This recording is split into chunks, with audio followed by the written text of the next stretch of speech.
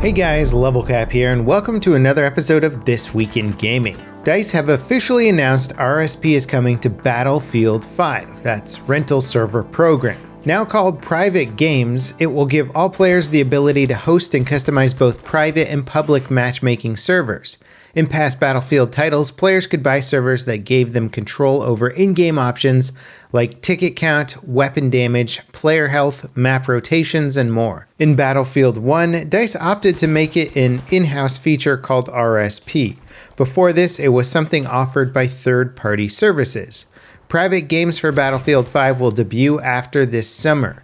Features and support for it will launch in approximately 3 phases. As development progresses, features may be added, removed, or shifted around from one phase to another.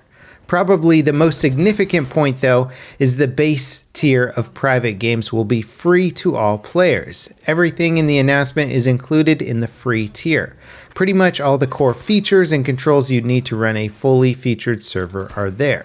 Private game servers can be managed both in-game and via a web portal DICE is building. Overall, this is a huge deal for Battlefield 5, and it can potentially facilitate competitive matchmaking, as well as players making their own game modes that better facilitate the type of Battlefield game they want to play. It should boost the longevity of the title in a massive way. As for content updates today, this week's Tides of War chapter includes the P08 carbine pistol for the RECON class. FIEL has been added to the Squad Conquest mode, and next week the Breakthrough mode variant Fortress will debut as a limited time mode. Also, 3 new locations will be added to Firestorm the week after that.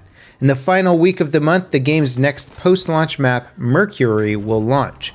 It'll be the first post-launch map added to the game since Panzerstorm. And unfortunately, with the latest Tides of War content update, DICE surprisingly removed Duos as a Firestorm game mode due to matchmaking reasons. They said that despite launching Duos and the overall positive feedback for Duos, there just weren't enough people queuing up for Duos compared to solos and squads, and so they removed the game mode. Many players, of course, are upset by this.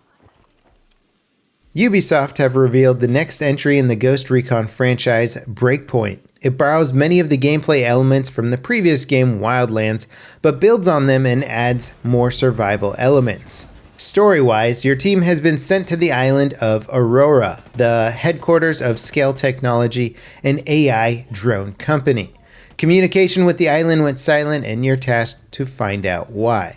Instead of being a covert presence on the island like in previous games, you've been shot down and stranded behind enemy lines, and a team of former Ghost operatives hunt you down at every turn. Breakpoint launches for all platforms on October 4th. It will include a full co-op campaign and PvP at launch. Post-launch support will consist of game expansions releasing every 4 months. These will include new missions, areas, weapons, and even in-game raids. The game will also have a class system with 4 unique classes to choose from at launch. Your progression through all aspects of the game is tied to a single character, meaning everything you do or unlock will be available across all various game modes. For more info, be sure to check out my video on Breakpoint and stay tuned for more in the future. EA's latest earning call has revealed a ton of info about the success of some of their games and has also given us an insight into the future of some of them. Apex Legends is now EA's fastest growing new game ever, which is no surprise considering it racked up 50 million players in just a week after launch. It will account for $450 million in sales this fiscal quarter. Season 2 of Apex's launch content will be revealed at E3. The game's success has prompted EA and Respawn to begin work on a mobile Apex Legends title. Whether it will be a direct port, unique game, or even developed by Respawn is still unclear. As for Anthem, physical sales fell below expectations, but digital sales were higher than any previous EA title ever. Physical sales have been rapidly declining universally across the game industry for years, as more and more people opt to buy their games online. So it's no surprise that Anthem is yet another title to fall short of physical sales expectations. EA is trying to reassure everyone by saying that they remain committed to Anthem despite its current development issues and delayed content. As the industry shifts towards online games that offer hundreds of hours of replayability, EA will be experimenting with soft launches and changing their communication strategy to be more conversational and less about announcements. They've certainly set the bar quite high for sales expectations for the upcoming Star Wars Jedi Fallen Order game at 6 to 8 million units in roughly its first month of release. That's not unusual for a game associated with such a big property, but it far eclipses the expectations EA have set for their other AAA franchises like Need for Speed.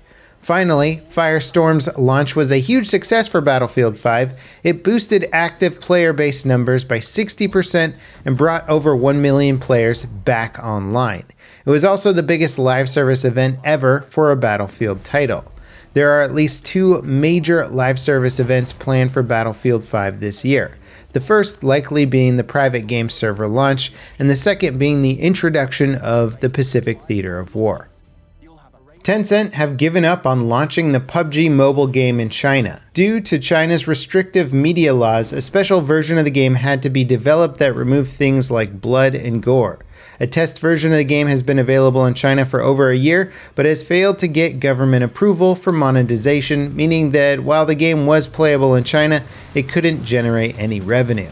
Instead of further tweaking the game, Tencent have opted to replace it with Game for Peace. Essentially, it's a PUBG clone with the premise that you're training for the Chinese Air Force. Instead of players dying when shot, they kneel and wave goodbye. The game will also remind you every 3 hours to stop playing if you're under the age of 16.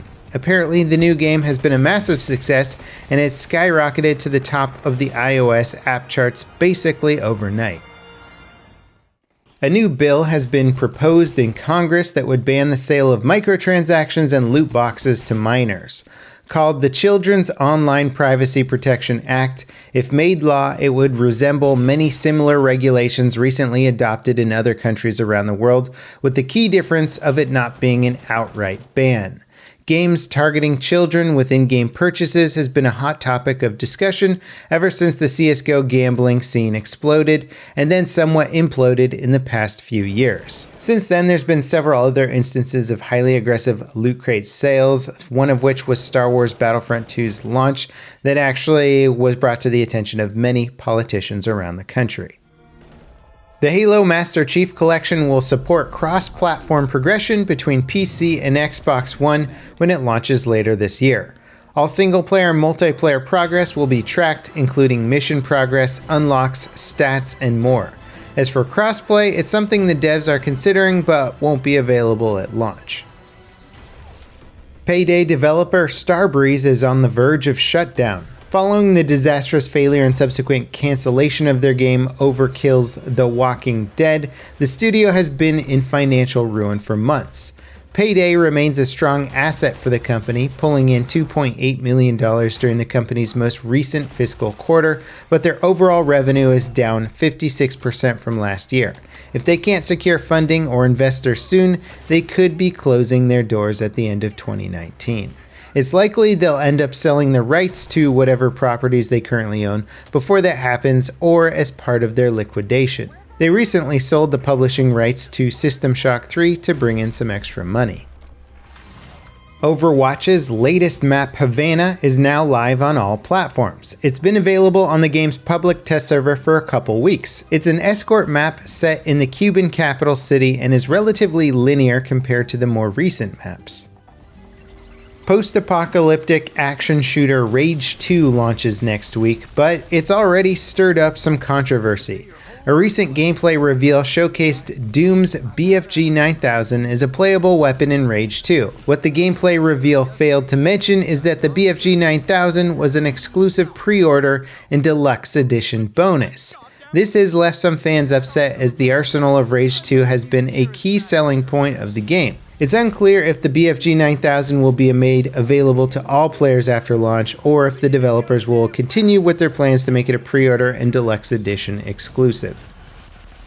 Friendly fire has been a huge issue in Rainbow Six Siege since the game's original launch. Players often find themselves at the mercy of griefers and toxic players intent on ruining the fun for everyone. Ubisoft has a new plan to try and combat this issue. Called Reverse Friendly Fire, the updated system reflects friendly fire to the attacker. It's triggered if a player downed by friendly fire decides it was not an accident.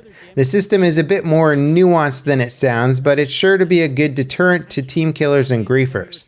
The system will be tweaked over time based on player feedback and data. In our final story this week, Fortnite's Season 9 update has made some big changes to the game. Tilted Towers has gotten a sci-fi facelift, the pump-action shotgun has been removed, and players can use a slipstream to fly between areas toward the center of the map. Of course, Season 9 also includes a new battle pass with tons of new cosmetic items. And that wraps it up for today's episode of This Week in Gaming. As always guys, thank you very much for watching, thanks for dropping by, and we'll see you next time. This is Level Cap, signing off.